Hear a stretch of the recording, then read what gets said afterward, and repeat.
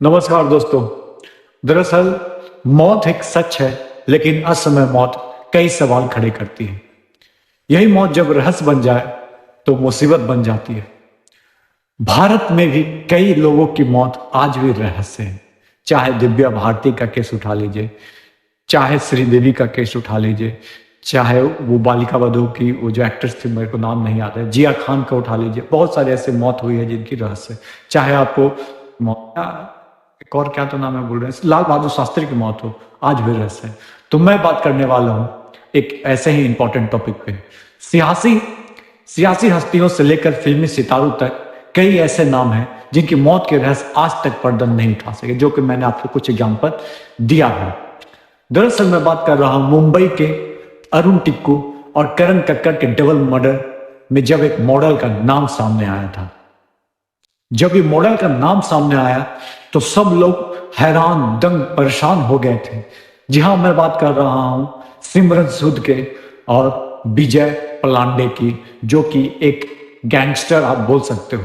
दरअसल विजय पलांडे और सिमरन का गैंग अक्सर ऐसे लोगों को फंसाता जो अमीर और अकेले होते थे। फिल्म इंडस्ट्री में कनेक्शन का लालच देकर गैंग उनको फंसाता था।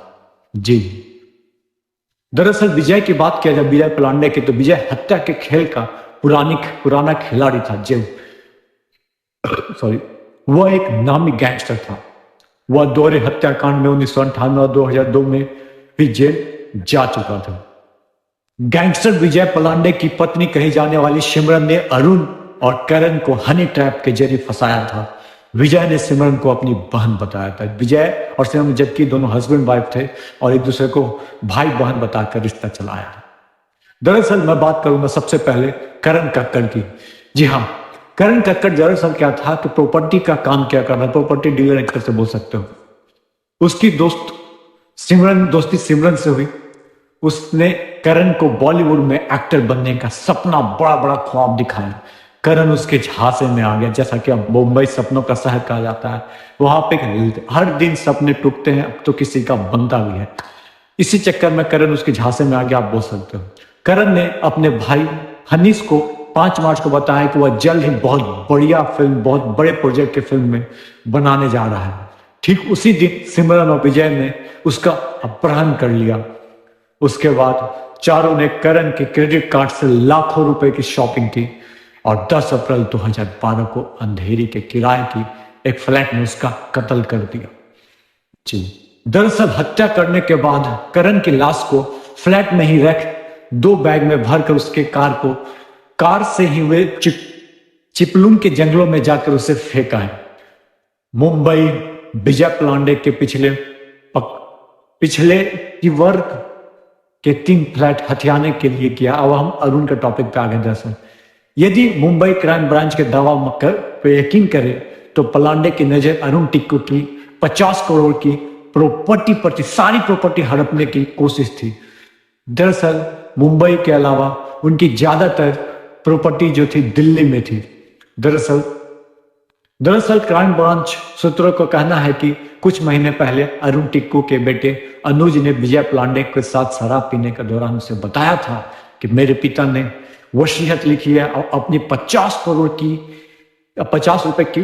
करोड़ रुपए कीमत की प्रॉपर्टी मेरे नाम कर दी है। करण की तरह अर्जुन टिक्कू की भी हत्या कर दी। इन दोनों ने मिलकर पूरी तरीके से जबरदस्त प्लानिंग की और उसकी भी हत्या कर दी।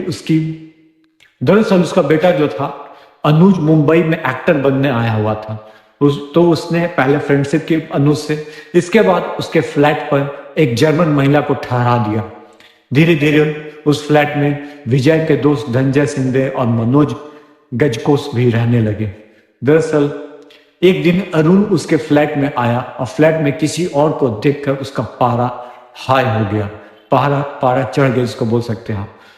उसने फौरन फ्लैट को खाली करने को कहा। जी,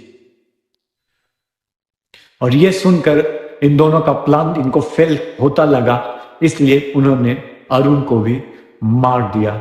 और ये डबल मर्डर केस बहुत ही मतलब कि फेमस हुआ। इसमें जो मॉडल है बेसिकली वो सिमरन सूद अपने मतलब नहीं होता है बॉलीवुड या फिल्म इंडस्ट्री में जान पहचान दिखाकर लोगों को ठगती और पैसे ऐंठती और किसी किसी का तो 2 लोगों का तो कत्ल भी कर दिया, जो कि न्यूज़ में बहुत ज़्यादा फेमस हुआ। ये थी कहानी आपको टीकू और क्या बोलते हैं अरुण की हत्याकांड की। यदि इसमें कुछ छूट रहा होगा तो प्लीज़ हमें ज़रूर बताइएगा। तब तक के लिए वीडियो पसंद आया तो चैनल पे कमेंट कीजिए कि अगला कहानी आप किसकी सुनना चाहते हैं। तो धन्यवाद। जय हिंद, जय भारत दोस्तों।